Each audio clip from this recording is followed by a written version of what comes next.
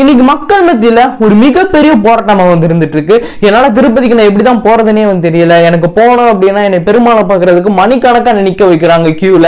And சுத்தமாவே அந்த rooms கிடைக்கவே மாட்டேங்குது. ரூம்ஸ் கிடைக்காம இல்ல, அது எங்க இருக்குன்னு தெரியாதான் உங்களுக்கு ரூம்ஸ் கிடைக்க நீங்க சொல்றீங்க. திருமலை திருப்பதி தேவஸ்தானத்தோடலே கண்ட்ரோல் சென்டர்லயே வந்து உங்களால ரூம்ஸ் வந்து புக் பண்ண முடியும் அப்படிங்கறத நீங்க தெரிஞ்சுக்கோங்க. எந்த டயத்துல புக் பண்ணணும், எப்படி புக் பண்ணணும், அத்தனை பேருக்கு நான் ஒரு விஷயம் வந்து சொல்றேன். உங்களால வித்தின் வந்து பாத்தீங்கன்னா 2 hours 3 hours வந்து பெருமாளை பார்த்துட்டு அதாவது ஜாலியா ஹாப்பியா வந்து வெளியே வர முடியும் இந்த ஒரு 3 hours குள்ளேயே. அண்ட் சி ரூம்ஸும் வந்து ப்ராப்பரா ஹைஜீனிக்கா ஏசி 2 beds எல்லா காட்டோட சேர்ந்த ரூம்ஸே வந்து உங்களால வந்து ஈஸியா வந்து புக் பண்ண முடியும். இது எப்போ புக் பண்ண முடியும்? இன்னைக்கு போனா கூட உங்களால புக் பண்ண முடியுமான்னு கேட்டீங்கன்னா இன்னைக்கு போனா கூட உங்களால புக் பண்ண முடியும் அப்படிங்கறத என்னால வந்து சொல்ல முடியும். கண்டிப்பா நானும் புக் பண்ணிருக்கேன் அப்படிங்கறத நான் வந்து சொல்றேன். அதனாலதான் வந்து உங்களுக்கு வந்து நான் வீடியோ வந்து ரிவ்யூ பண்ணிட்டு இருக்கேன். அண்ட் சி இதை பத்தின ஃபுல் டீடைல் எக்ஸ்பிளைனா தான் இந்த வீடியோ வந்து இருக்கும். அண்ட் எல்லாரும் சரி இன்னைக்கு திருப்பதி போகணும், ஒரு ப்ராப்பரா பிளான் பண்ணி கரெக்டா போயிட்டு வரணும் அப்படின்னா you should must watch this video. Let's go. Hi, I'm Gautam and G Hatch.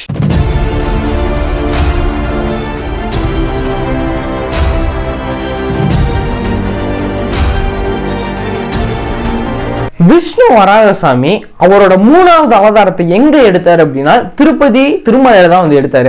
அங்கதான் அது எடுக்கும் போது வந்து ஸ்டே பண்ணி இருந்தாரு. இதனால என்ன நடந்துச்சு அப்படின்னா திருப்பதி மலையில, அதாவது இன்னைக்கு வந்து திருப்பதி மலை நம்ம வந்து இவர் வந்து தான் தியானமா கொடுத்தாரு அப்படிங்கிறதே இன்னைக்கு நிறைய பேருக்கு கொஞ்சம் தெரியுமா அப்படிங்கிறது தெரியல. விஷ்ணு தானமா கொடுத்ததுதான் வெங்கடேஸ்வரருக்கு. விஷ்ணு தான் வந்து தானமாவே இந்த மலையை வந்து கொடுத்தாரு. அதுக்கப்புறம் தான் அது திருமலை திருப்பதி அண்ட் திருப்பதி திருமலை அப்படிங்கிறதே மாறுச்சு அப்படிங்கிறது நீங்க தெரிஞ்சுக்கோங்க. இந்த மாதிரி அவரோட 3வது அவதாரத்தை அந்த மலையில இருந்தா வந்து விஷ்ணு வந்து எடுத்தாரு. அப்படி 3வது அவதாரமா எடுத்ததுதான் இந்த கலியுகத்திலேயே இருக்கிற கடைசி கலியுகத்துல அவர் எடுத்த அவதாரம் தான் இந்த வெங்கடேஸ்வரர் அப்படின்னு சொல்லக்கூடிய இந்த ஒரு அவதாரம். அவர்தான் இன்னைக்கு நம்ம பெருமாளா எல்லாருக்கும் நம்ம காட்சி அளிச்சிட்டு இருக்க, இந்த ஒட்டுமொத்த உலகத்துக்கே வந்து காட்சி அளிச்சிட்டு இருக்க பக்தர்கள் வந்து போயிட்டு இருக்கிறது இந்த வெங்கடேஸ்வரர், இந்த திருப்பதி இவரை பாக்குறதுக்கு தான் அப்படிங்கறத நீங்க தெரிஞ்சுக்கோங்க. அண்ட் சி இந்த மலைய கடைசியா அவர் வந்து அவதாரம் எடுக்கும் போது, அதாவது விஷ்ணு வராகசுவாமி வந்து அந்த மலையில இருந்து அவதாரம் எடுக்கும் போதும் அங்கதான் வந்திருந்தாரு.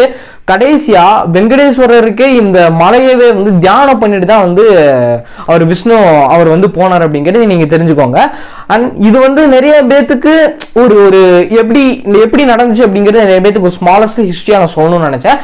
நிறைய பேத்துக்கு வந்து தெரியவே தெரியாது. பட் ஆனா இதுதான் ஒரு உண்மையான ஒரு ரியாலிட்டியான ஒரு விஷயம் அப்படிங்கிறத நீங்க தெரிஞ்சுக்கோங்க.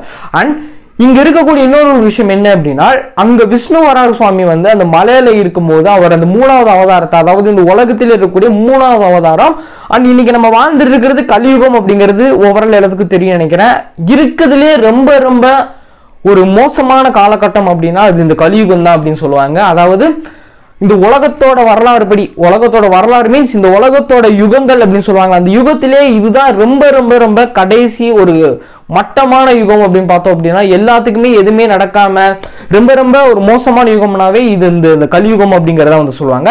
அந்த யுகத்துலதான் நம்ம வந்து இருக்கோம். இந்த யுகத்துல எடுத்ததுதான் கடைசியா எடுத்த அவதாரம் தான் இந்த வெங்கடேஸ்வரா அப்படின்னு சொல்லக்கூடிய இந்த ஒரு பெருமாளோட அவதாரம் அப்படிங்கிறது தெரிஞ்சுக்கோங்க. இது அங்க இருந்த அந்த மலையில எங்க இருந்தோ வந்து இந்த விஷ்ணு வராக சுவாமி வந்து அங்க எங்க இருந்தோ வந்து இந்த மலையில தங்கியிருந்தாரு. அவர் தங்கியிருந்து இந்த 3வது அவதாரத்தை வெற்றிகரமா எடுத்துட்டு வெளியே போனதுக்கு அப்புறம் வெங்கடேஸ்வரர் அதாவது பெருமாளுக்கே வந்து இந்த மலையை வந்து தியானம் பண்ணிட்டு தான் அவர் இந்த இடத்த விட்டு வந்து போனாரு. அவர் என்னைக்கு தியானம் பண்ணாரோ சரி, அன்னையில இருந்து இன்னைக்கு வரைக்கும் கொஞ்சம் அந்த கோயில் வந்து வளரல.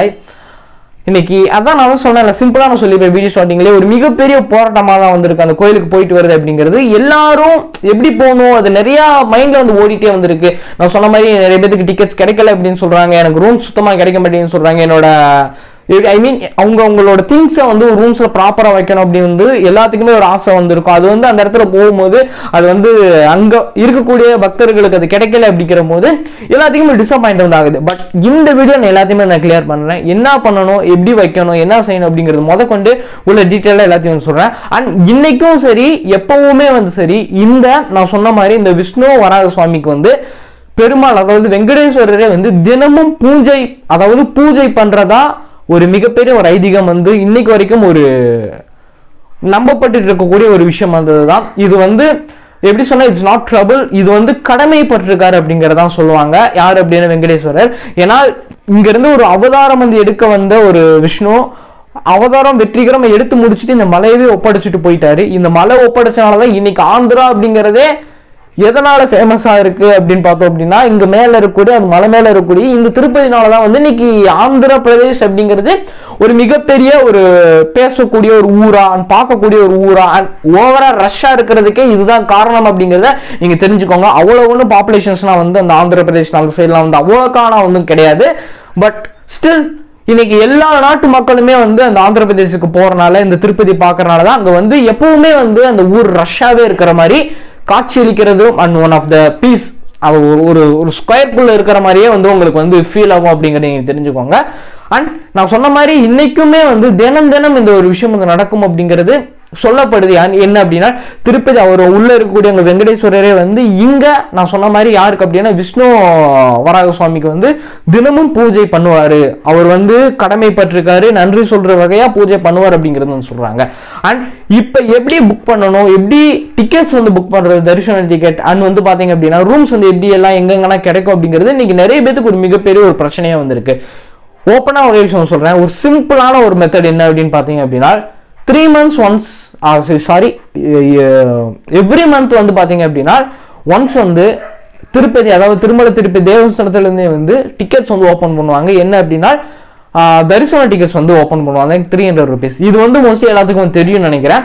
அண்ட் இதுல நீங்க ஒரு ப்ராப்பரா ஒரு டேட் ஃபிக்ஸ் பண்ணி நீங்க வந்து புக் பண்றீங்க அப்படின்னா ஈஸியா வந்து புக் பண்ணிடலாம். அதே நாள் 24 or 26 and 25 இந்த டேட்ஸ்குள்ள தான் வந்து மந்த் எண்ட் அப்ப இந்த டேட்ஸ்குள்ள தான் வந்து டிக்கெட்ஸ் வந்து ஓப்பன் பண்ணுவாங்க. அண்ட் இயர்லி ஒரு 10 o'clock அண்ட் 11 o'clock அது வந்து அப்பப்போ அந்த டைம் வந்து டிஃபர் ஆகும் அப்படிங்கிறது நீங்க தெரிஞ்சுக்கோங்க. என்னைக்கு அதாவது திருப்பதி தேவஸ்தானத்தோட டிக்கெட் வந்து ஓப்பன் பண்றாங்களோ 300 rupees டிக்கெட்ஸ் வந்து அன்னைக்கு ஆஃப்டர்நூன் வந்து 3 o'clock வந்து அகாமடேஷனுக்கு வந்து ஓப்பன் பண்ணுவாங்க அப்படிங்கறத நீங்க தெரிஞ்சுக்கோங்க. இது கன்ஃபார்ம், இது மாறுறதுக்கான சான்சஸே கிடையாது. தேவஸ்தானத்தோட அதாவது 300 rupees டிக்கெட்ஸ் வந்து என்னைக்கு ஓப்பன் பண்றாங்களோ அன்னைக்கு அந்த 2 டேவே வந்து ஆஃப்டர்நூன் வந்து 3 PM நினைக்கிறேன் எக்ஸாக்டா சொல்லணும் அப்படின்னா 3 மணிக்கு அகாமடேஷன் ரூம்ஸ் வந்து கண்டிப்பா அதுக்கான டிக்கெட்ஸ் வந்து ஓபன் பண்ணாங்க. நீங்க அதுல புக் பண்றீங்க அப்படின்னாலும் it's too easy process. Easy ப்ராசஸ்னா கொஞ்சம் டஃபா தான் வந்து இருக்கும், கொஞ்சம் டக்கு டக்கு டக்கு டக்குன்னு காம்ப்ளிகேட்டடா தான் வந்து இருக்கும். டக்கு டக்குன்னு புக் ஆகணும், ஏன்னா ஃபாஸ்டஸ்டா ஃபில் ஆகும்.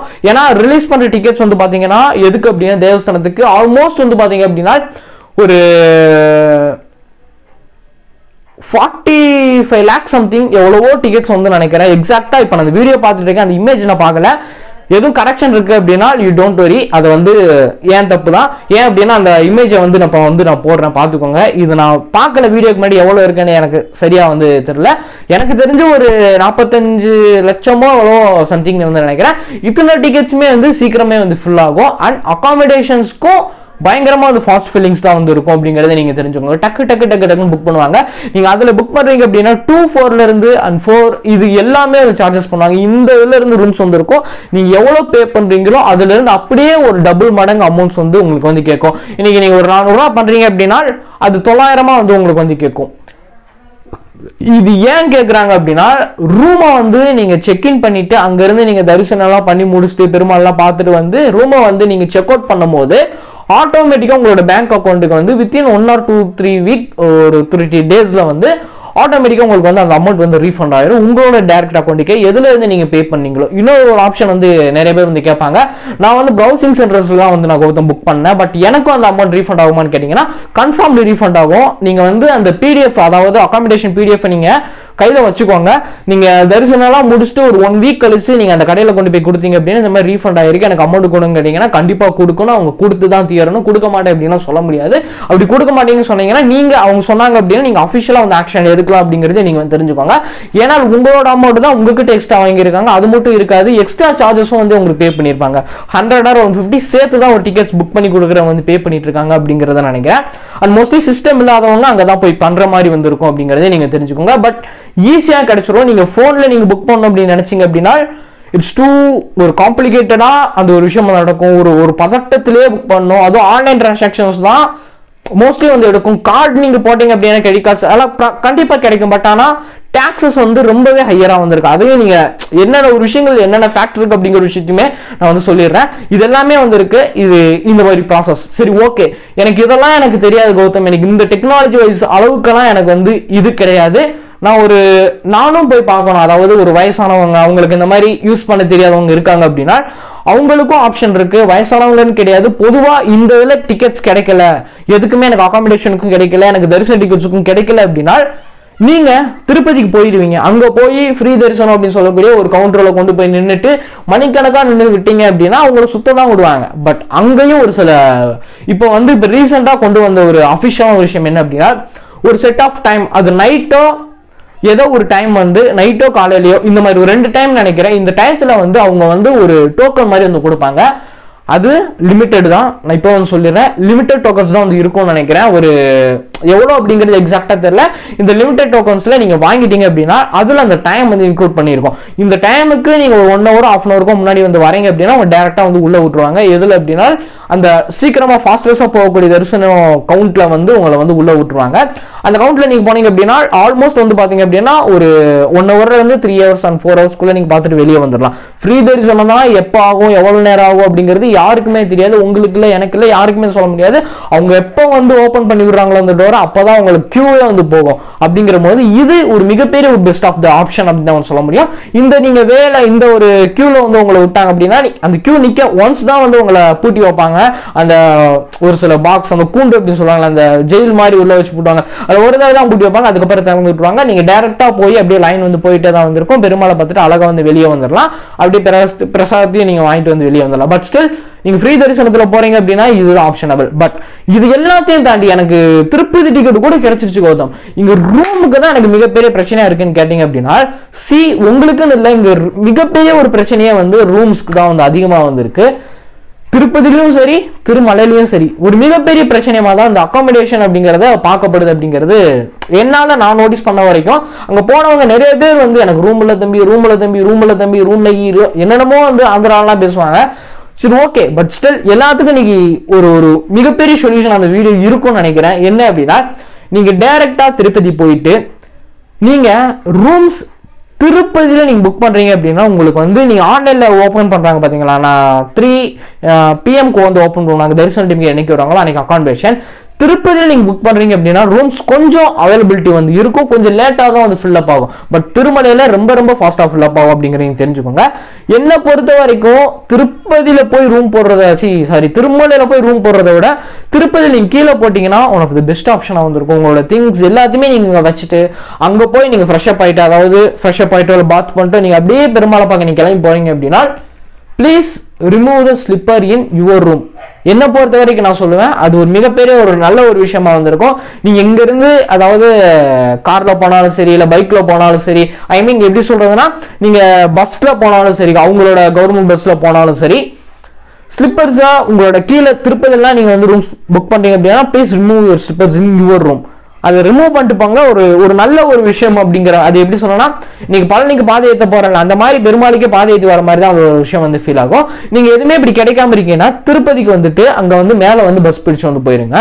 அங்க ஒரு ஐ மீன் எப்படி சொல்லணும் ஒரு ஸ்டாப் இருக்கும். அந்த ஸ்டாப்போட நேம் என்ன அப்படிங்கிறது அந்த ஸ்டாப்போட நேம் CRO ஆஃபீஸ் சொல்லுவாங்க. இந்த CRO ஆஃபீஸ் மீன்ஸ் அங்க திருமலை திருப்பதியோட தேவஸ்தானத்தோட ஃபுல் டோட்டல் ரூம் கண்ட்ரோல் சென்டரே இதுதான். இங்க நீங்க 50 rupeesல இருந்து எவ்வளவுக்கு வேணா உங்களுக்கு ரூம்ஸ் இருக்கும். ஆல்மோஸ்ட் பாத்தீங்க அப்படின்னா 5,000 வரைக்கும் ரூம்ஸ் இருக்கும் அப்படின்னு நினைக்கிறேன். நீங்க எவ்வளவு நீங்க பே பண்ணீங்களோ நான் சொன்ன மட்டும் தான். இங்கேயுமே அதை விட டபுள் மடங்கா தான் சார்ஜஸ் பண்ணுவாங்க. இது ஏன் அப்படின்னா சப்போஸ் உங்களோட ஆதார் கார்டு கண்டிப்பா கேட்பாங்க, அதை வச்சு தான் ரூமே ரிஜிஸ்டர் பண்ணுவாங்க நினைக்கிறேன். பட் ஸ்டில் இங்க ஒன்லி ஆன்லைன் பேமெண்ட் தான் இருக்கும். அதாவது போன்பே, ஜிபே இந்த மாதிரி ஆன்லைன் டிரான்சாக்ஷன் மட்டும்தான் இங்க அவைலபிலிட்டி இருக்கு. கேஷ் கொடுத்தீங்க அப்படின்னா வாங்குவாங்களா அப்படிங்கிறது இப்ப எனக்கு தெரியல. பட் வாங்கலாம் இல்ல வாங்காமையும் இருக்கலாம். பட் ஆனா ஆன்லைன் டிரான்சாக்ஷன் கன்ஃபார்ம்டு அவங்க இருக்கு. அதுதான் மோஸ்ட்லி அவங்க யூஸ் பண்ணிட்டு இருக்காங்க அப்படிங்கறது நான் இந்த இடத்துல சொல்லிடுறேன். அண்ட் இந்த இடத்துல நீங்க ரூமுக்கு போகும்போது டபுள் அமௌண்ட் வாங்கலாம் அப்படின்னா நீங்க ரூம் செக்இன் பண்ணிட்டு லாகின் பண்ணும்போது செக்இன் பண்ணிட்டு லாக் அவுட் பண்ணும்போது பாதி அமௌண்ட் நான் சொன்ன மாதிரி உங்க அக்கௌண்ட்டுக்கு ரீஃபண்ட் ஆயிரும். இதுதான் ஒரு கிளியரஸ்ட் ஒரு மெத்தட் அப்படிங்கிறத நீங்க தெரிஞ்சுக்கோங்க. திருப்பதிக்கு போறவங்களா இருக்கட்டும், சாமியை தரிசனம் பண்றவங்களா இருக்கட்டும், எனக்கு ரூம் கிடைக்கல, எனக்கு அகாமடேஷனே இருக்க மாட்டேங்குது, நான் ஊரா அலையிறேன் அப்படின்னு நினைச்சாலும் சரி, இல்ல நீங்க கீழே பிரைவேட்ஸ்ல ரூம்ஸ் எல்லாம் புக் பண்றீங்கன்னா இட்ஸ் டூ ஹைலி பே பண்ணுவாங்க. அது எல்லாத்துக்கும் அது வந்து ஒரு விஷயம் வந்து அஃபோர்டபுளாக இருக்கும் அப்படின்னு சொல்ல முடியாது. ஓகே, லக்ஸரியாக இருக்கிறவங்களுக்கு ஓகே, பட் ஸ்டில் ஒரு நார்மலான ஒரு ஆவரேஜ் ஒரு மிடில் கிளாஸ் ஃபேமிலிக்கு இருக்காங்க, ஒரு மிடில் கிளாஸாக இருக்காங்க அப்படின்னா அவங்களுக்கு அந்த அமௌண்ட் வந்து ஒரு பிக்கர் தென் அமௌண்ட்டாக தான் வந்து இருக்கும். அது எல்லாத்துக்கும் தெரிஞ்ச ஒரு விஷயம் தான். இவங்களுக்கு எல்லாமே இப்படிப்பட்ட வேஸ் எல்லாமே இருக்கு அப்படிங்கிறது நிறைய பேருக்கு தெரியவே இல்லை. தெரிஞ்சுக்கோங்க. இன்ட்ரெஸ்டிங் விஷயம் இருந்துக்கோ நினைக்கிறேன். நம்ம சேனல் சேர்க்கணும் மார்க்கஸ் பிடிச்சுக்கோங்க. ஏன்னா நீங்க பெஸ்ட்டாக ஃபாலோ பண்ணி சோஷியல் மீடியாவில் கௌதம் சர்ச் பண்ணி நம்ம பெஸ்ட்டாக ஃபாலோ பண்ணிக்கலாம், கான்டாக்ட் பண்ணிக்கலாம். கண்டிப்பாக ரெஸ்பெக்ட் பண்ணி ரெஸ்பான்ஸ் வந்து இருக்கும். கீழே டிஸ்கிரிப்ஷன் லிங்க்ஸ் கொடுக்குறேன், இன்ஸ்டாகிராம் லிங்க்ஸ் கொடுக்குறேன். போய் மார்க்கா பார்த்து மார்க்கா ஃபாலோ பண்ணி வச்சுக்கோங்க. அடுத்த போகலாம். பாய்.